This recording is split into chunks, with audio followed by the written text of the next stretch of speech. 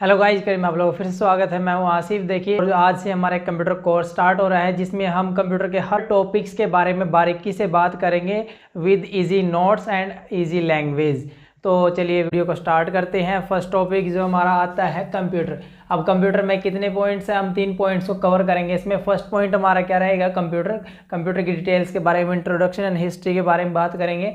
Second point हमारा क्या आता है, ब्लॉक डायग्राम। इसका ब्लॉक डायग्राम क्या होता है, जिसको हम पिक्चर भी बोल देते हैं, इसका फिगर बोल देते हैं। उसके बाद थर्ड नंबर पर जो हमारा आता है मेरिट्स और डिमेरिट्स, इसके लाभ और हानियाँ क्या रहती है, इसका यूज़ करने से हमें क्या लाभ होगा और क्या नुकसान होगा। हम अब फर्स्ट पॉइंट के बारे में बात कर लेते हैं कि कंप्यूटर की डेफिनेशन क्या क्या रहती है। हमारे पास 3 डेफिनेशन है कंप्यूटर की। हम इसको प्राइमरी, सेकेंडरी और कॉलेज लेवल पे भी आप यूज़ कर सकते हैं। Computer definition, computer is a smart machine, it runs on electricity. Computer एक क्या होता है, विद्युत उपकरण होता है जो किस पे वर्क करता है, इलेक्ट्रिसिटी पे। Computer is an electronic device which takes input, store data, processing on data, then give output. क्या होता है, कंप्यूटर एक इलेक्ट्रॉनिक डिवाइस होता है जो क्या करता है, इनपुट लेता है, फिर उसको स्टोर करता है, प्रोसेस करता है, देन हमें क्या देता है, आउटपुट। उसके बाद थर्ड नंबर पर जो हमारी आती है, computer is a high speed general purpose digital electronic stored program data processor. Computer क्या होता है, एक हाई स्पीड जनरल पर्पस, सामान्य पर्पस के लिए इस्तेमाल किया जाने वाला डिजिटल इलेक्ट्रॉनिक स्टोर्ड प्रोग्राम, जिसमें हम अपने प्रोग्राम को स्टोर कर सकते हैं और उस पर फिर प्रोसेस कर सकते हैं। तो ये हमारी 3 डेफिनेशंस होगी, बेसिक से लेकर हाई लेवल तक। कंप्यूटर की हिस्ट्री के बारे में, computer is developed by Charles Babbage in 1822 USA. कि जो हमारा फर्स्ट कंप्यूटर डेवलप किया गया था वो किसने डेवलप किया था, चार्ल्स बेबेज ने। कब, 1822 में। और वो कहाँ के थे, यूएसए के, यूनाइटेड स्टेट्स ऑफ अमेरिका। उसके बाद अब 1822 में हमारा फर्स्ट कंप्यूटर बना जो क्या ऑक्यूपाई करता था, एक रूम के जितने स्पेस को ऑक्यूपाई करता था, एक पूरे के पूरे रूम के अंदर आता था वो ऐसा नहीं था कि हमें उसको डेस्क पे या कहीं पे भी रख के यूज़ कर ले। उसके बाद at around 1990s create a PC. उसके बाद जब 1990 का दशक आया तब जाके पीसी क्रिएट हुआ, पर्सनल कंप्यूटर की, जिसको हम डेस्क वगैरह पे रख के यूज़ कर सकते थे। कंप्यूटर की वर्किंग और उसके ब्लॉक डायग्राम के बारे में बात कर लेते हैं। कंप्यूटर में क्या प्रोसेस रहता है, कैसे क्या वर्क होता है और इसका ब्लॉक डायग्राम क्या रहता है। देखिए चलिए बात करते हैं। हाँ जी, उसके बाद सबसे पहले हमारे कंप्यूटर में क्या होता है, हम इनपुट देते हैं। इनपुट किसी सहायता से देते हैं, इनपुट डिवाइसेस की सहायता से देते हैं। उसके बाद हमारा डाटा क्या होता है, स्टोरेज में जाता है। स्टोरेज में जाने के बाद वहाँ पे स्टोर होता है। स्टोर होने के बाद उस पर सारा का सारा प्रोसेस होता है। प्रोसेस होने का मतलब क्या होता है, देखो अब हमने इनपुट से क्या किया, कोई डाटा को स्टोरेज में पहुंचा दिया। अब स्टोरेज से वो सिर्फ सीधा कहाँ जाएगा, कंट्रोल यूनिट के पास जाएगा, वहाँ से फिर एएलयू के पास जाएगा। एएलयू उस पर सारा का सारा प्रोसेस करेगा।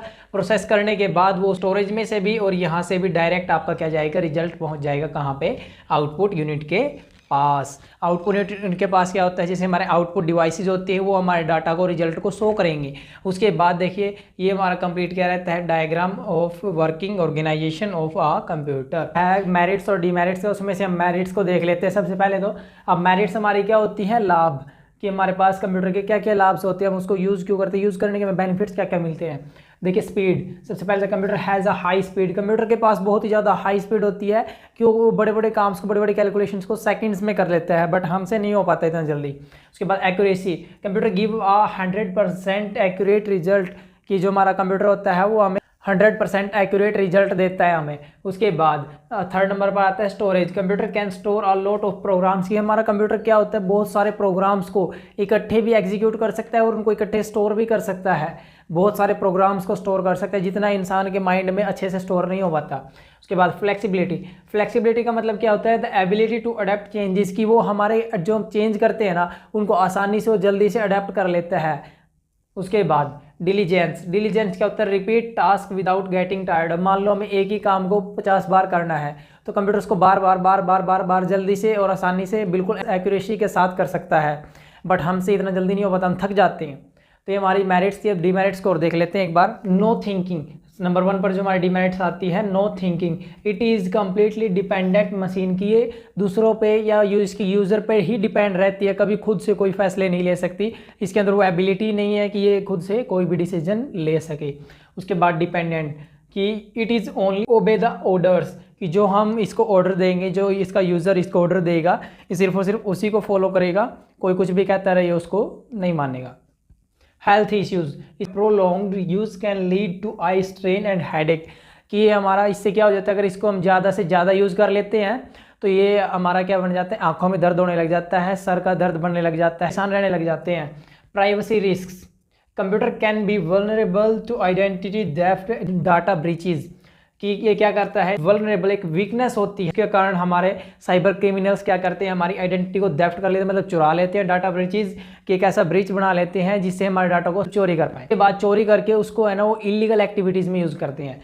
Cyber crimes include spams, hacking, viruses, कि जो साइबर क्रिमिनल्स होते हैं वो क्या करते हैं, हमारे इंक्लूड स्पैम कर देते हैं। स्पैम का मतलब क्या होता है, फ्रॉड हमारे साथ। उसके बाद हैकिंग, हमारे सिस्टम्स को हैक करके हमारे पैसे चुरा लेते हैं, हमारी आइडेंटिटी को थेफ्ट कर लेते हैं, डाटा को स्टोलन कर लेते हैं। उसके बाद वायरसेस, मतलब हमारे सिस्टम्स के अंदर कुछ ऐसा वायरस डाल देंगे जिससे हमारा सिस्टम हैंग हो जाएगा, उसको फिर वो दूर करने के लिए रैंसम की डिमांड, मतलब पैसों की डिमांड करते हैं। ठीक है।